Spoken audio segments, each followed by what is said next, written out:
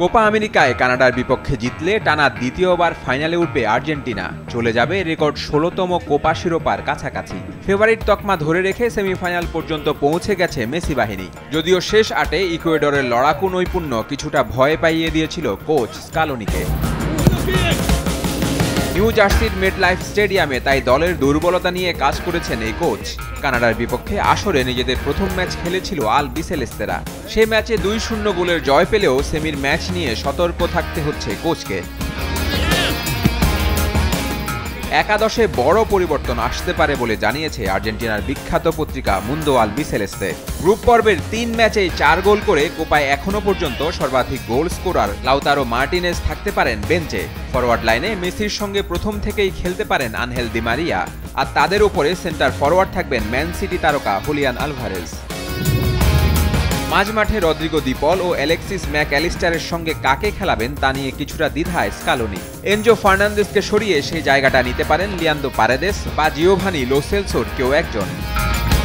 Marcus Acuña চোটে থাকায় রক্ষণ লাইন আপ থাকছে অপরিবর্তিত, আর বড় কোনো দুর্ঘটনা না ঘটলে গোলবারের নিচে থাকবেন এমিলিয়ানো মার্টিনেজ। শেষ আটে ইকুয়েডরের বিপক্ষে পুরোপুরি ফিট না হয়ে পুরো ৯০ মিনিট খেলেছেন লিওনেল মেসি।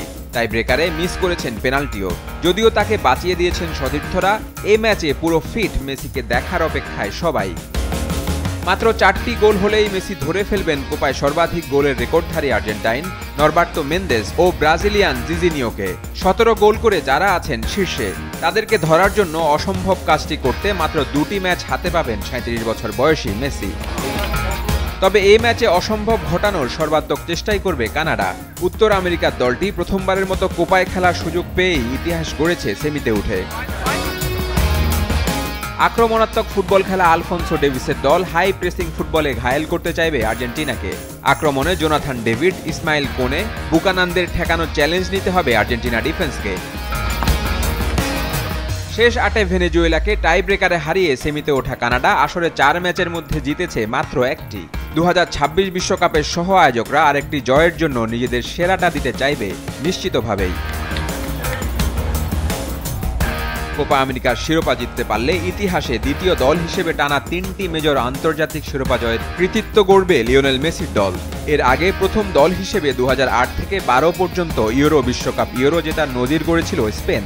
এই কীর্তি গড়তে টানা ২টি ম্যাচ জিততে হবে মেসিদের।